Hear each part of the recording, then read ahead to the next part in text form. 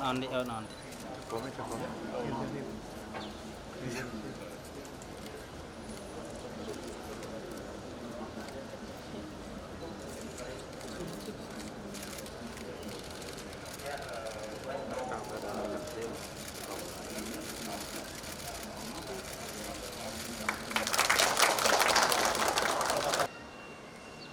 សម្ដេចធិបតីមោទនភាពចំពោះអាកាសយានដ្ឋានអន្តរជាតិតេជោដែលជារបស់ខ្មែរ 100% វិនិយោគដោយខ្មែរផ្ទាល់សម្ដេចធិបតីហ៊ុនម៉ាណែតនាយករដ្ឋមន្ត្រីនៃព្រះរាជាណាចក្រកម្ពុជានិងលោកជំទាវបណ្ឌិតពេជ្រច័ន្ទមនីហ៊ុនម៉ាណែតនាព្រឹកថ្ងៃច័ន្ទទី20ខែតុលាឆ្នាំ2025នេះបានអញ្ជើញជាអធិបតីភាពដ៏ខ្ពង់ខ្ពស់ក្នុងពិធីសម្ពោធដាក់ឲ្យប្រើប្រាស់ជាផ្លូវការអាកាសយានដ្ឋានអន្តរជាតិតេជោលំដាប់ថ្នាក់ 4F ថ្លែងនៅក្នុងឱកាសនោះសម្ដេចធិបតីហ៊ុនម៉ាណែតនាយករដ្ឋមន្ត្រីបានបញ្ជាក់ថាអាកាសយានដ្ឋានអន្តរជាតិតេជោជារបស់ខ្មែរ 100% វិនិយោគដោយខ្មែរផ្ទាល់ជាមួយគ្នានេះសម្ដេចធិបតីបានបញ្ជាក់ថាការវិនិយោគអាកាសយានដ្ឋានអន្តរជាតិតេជោចំនួនទឹកប្រាក់$2,300 លានអាមេរិកជាការវិនិយោគដោយខ្មែរមិនមែនទៅខ្ចីលុយបរទេសមកវិនិយោគនោះទេអាកាសយានដ្ឋានអន្តរជាតិតេជោគឺជាអាកាសយានដ្ឋានដែលធំជាងគេនៅកម្ពុជានាពេលបច្ចុប្បន្ននេះសម្ដេចធិបតីហ៊ុនម៉ាណែតបានថ្លែងបន្តថារាជរដ្ឋាភិបាលនិងប្រជាជនកម្ពុជាទូទាំងប្រទេសមានមោទនភាពក្រៃលែងដែលកម្ពុជាបានសម្ពោធដាក់ឲ្យប្រើប្រាស់ជាផ្លូវការអាកាសយានដ្ឋានអន្តរជាតិតេជោនាពេលនេះដែលបានដើរតួនាទីយ៉ាងសំខាន់បើកចំហជើងមេឃរបស់កម្ពុជាជាមួយគ្នានេះសម្ដេចធិបតីក៏បានផ្ដល់អនុសាសន៍ថាប្រសិនបើមានចំណុចអវិជ្ជមានណាមួយអំពីការបម្រើសេវាកម្មយើងត្រូវទទួលស្គាល់និងកែលម្អជាពិសេសត្រូវខិតខំពង្រឹងខ្លួនព្រមទាំងការបកស្រាយការពិតផងដែរសូមជម្រាបថាអាកាសយានដ្ឋានអន្តរជាតិតេជោជាសមិទ្ធផលថ្មីមួយទៀតដែលជាការអភិវឌ្ឍហេដ្ឋារចនាសម្ព័ន្ធអាកាសយានដ្ឋាននិងការតភ្ជាប់ជើងហោះហើរទៅកាន់ពិភពលោកកាន់តែធំនិងទូលាយជាងមុនជានិមិត្តរូបនៃការរីកចម្រើនរបស់ព្រះរាជាណាចក្រកម្ពុជាដែលកើតចេញពីគំនិតព្រួយផ្ដាំប្រកបដោយចក្ខុវិស័យវែងឆ្ងាយរបស់សម្ដេចតេជោហ៊ុនសែនអតីតនាយករដ្ឋមន្ត្រីនិងបច្ចុប្បន្នជាប្រធានព្រឹទ្ធសភានៃព្រះរាជាណាចក្រកម្ពុជាដែលនឹងក្លាយទៅជាកម្លាំងចលករដ៏សំខាន់ជំរុញកំណើនសេដ្ឋកិច្ចជាតិលើកស្ទួយវិស័យអាកាសចរណ៍ទេសចរណ៍វិនិយោគវិស័យដឹកជញ្ជូននិងឡូជីស្ទីកផងដែរអាកាសយានដ្ឋានអន្តរជាតិតេជោជាអាកាសយានដ្ឋានលំដាប់ថ្នាក់ 4F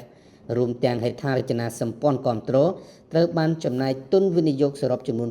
$2,300 លានអាមេរិកនិងបានសាងសង់នៅលើផ្ទៃដីសរុបទំហំ2,500 ហិកតាដោយចំណាយពេលសាងសង់រហូតដល់ជាង5ឆ្នាំដែលចាប់ផ្ដើមនៅថ្ងៃទី7ខែមករាឆ្នាំ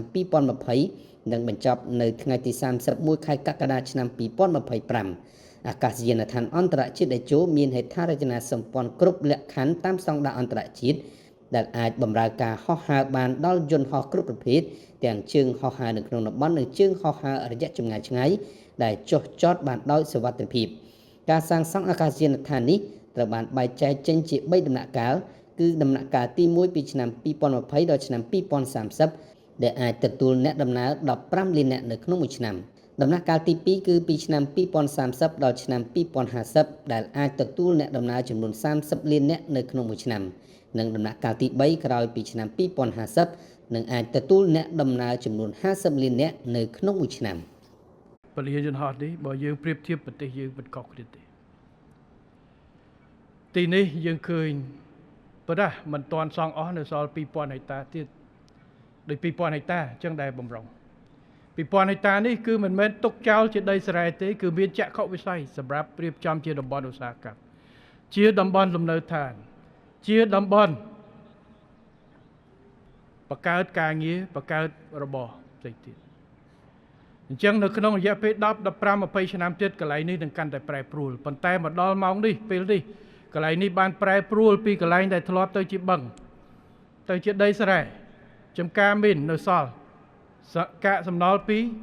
សង្គ្រាមជាតិផ្ទុះមិនទាន់ផ្ទុះคล้ายទៅជាពលានយន្តហោះ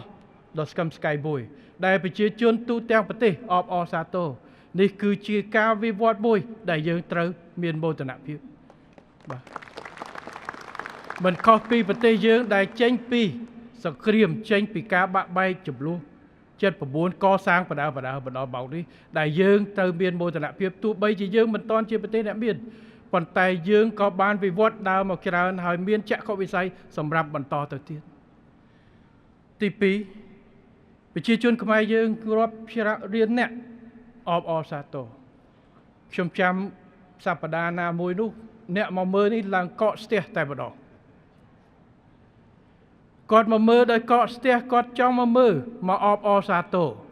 នៅសមិទ្ធផលរបស់យើងរបស់ប្រទេសជាតិរបស់យើងបើគាត់មិនសប្បាយចិត្តគាត់មិនមានមោទនភាពគាត់មិនមកទេហើយយើងក៏ឃើញ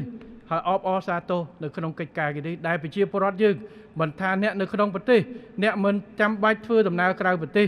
តាមយន្តហោះក៏មកមើលដើម្បីអបអរសាទរនិងមោទនភាពបង្ហាញនូវមោទនភាពប្រជាជនយើងខ្មែរនៅក្រៅប្រទេសដែលធ្លាប់ធ្វើដំណើរចុះទៅប្រទេសគេឃើញពលាយន្តហោះធំៗឥឡូវចាប់ផ្ដើមចុះមកប្រទេសខ្លួនឯងឃើញពលាយន្តហោះធំស្តង់ដារអន្តរជាតិមានមោទនភាពខ្មែរយើងនៅក្រៅប្រទេសដែលធ្លាប់ចុះនៅពលានចាស់ដល់ចុះមកពលានថ្មីក៏មានមោទនភាពនៅតែខ្ញុំមិនទាន់បានហោះចេញពីពលានទេបាទអ្នកដែលហោះមុនគេចេញពីពលាននេះគឺអាដាមធានាធិបតី Marcos Junior គាត់ទស្សនកិច្ចផ្លូវការគឺចំពេលដែលយើងផ្ទេរថ្ងៃ9 ខែ 9គាត់ចុះនៅពលានចាស់ថ្ងៃ8ដែលគាត់ហោះចេញថ្ងៃ9អញ្ចឹងភ្ញៀវ VVIP ធំមុនគេបំផុតគឺប្រធានាធិបតីហ្វីលីពីនទៅទីនេះអញ្ចឹងអបអរសាទរហើយថ្ងៃមុននាយករដ្ឋមន្ត្រី Dominic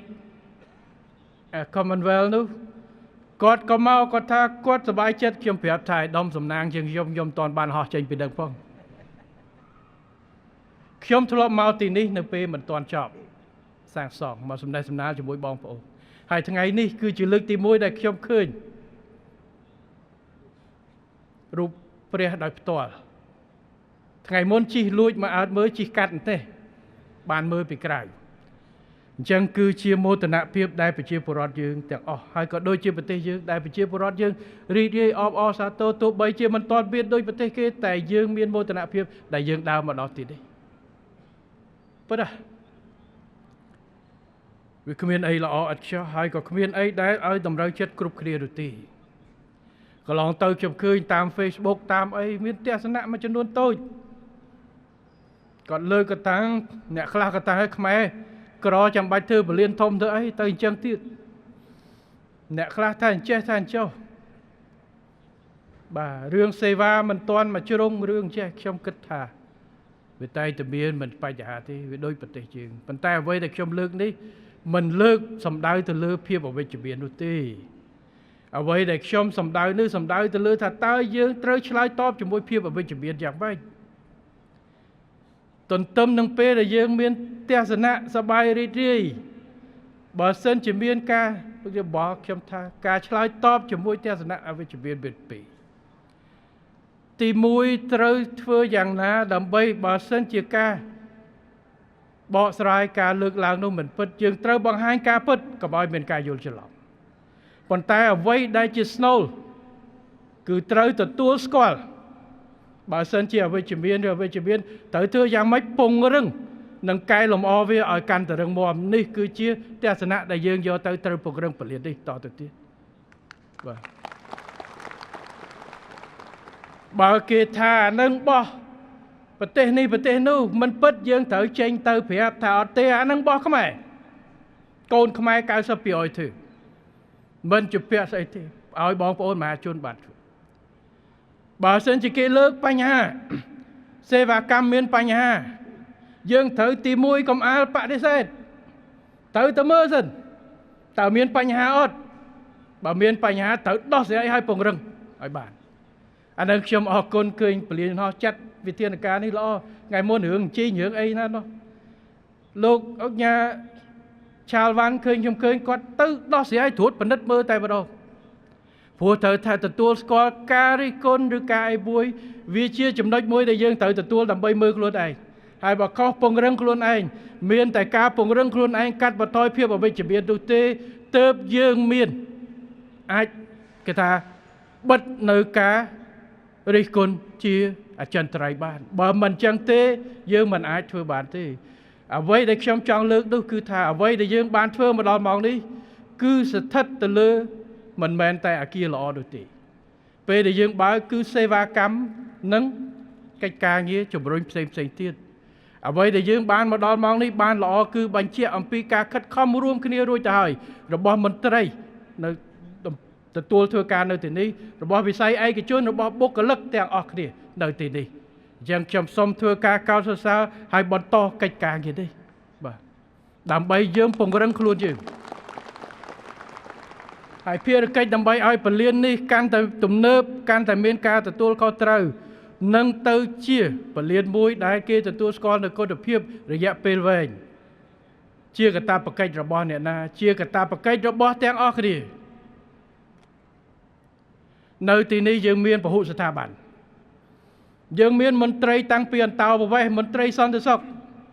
យើងមានបុគ្គលិកអនាម័យបុគ្គលិកសន្តិសុខយើងមានអ្នកគ្រប់គ្រងយើងមានក្រុមហ៊ុនម្ចាស់បើចង់ឲ្យផ្ទះរបស់យើងកន្លែងធ្វើការរបស់យើងទៅជាកន្លែងល្បីដែលគ្រប់គ្នាសរសើរគ្រប់ទាល់តែគ្រប់គ្នាត្រូវខិតខំយ៉ាងណាបំពេញភារកិច្ចឲ្យល្អ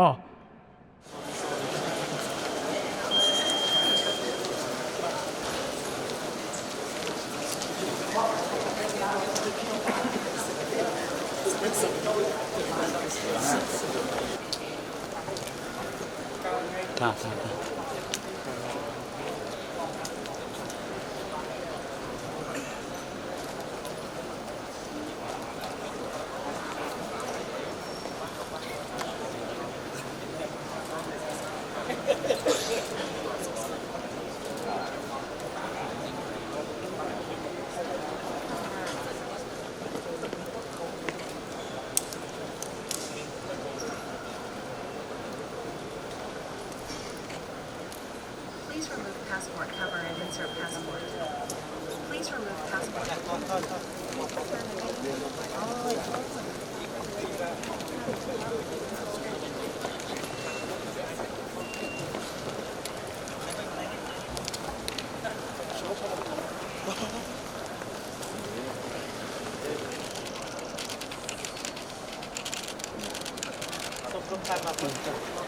một tuần ngày tám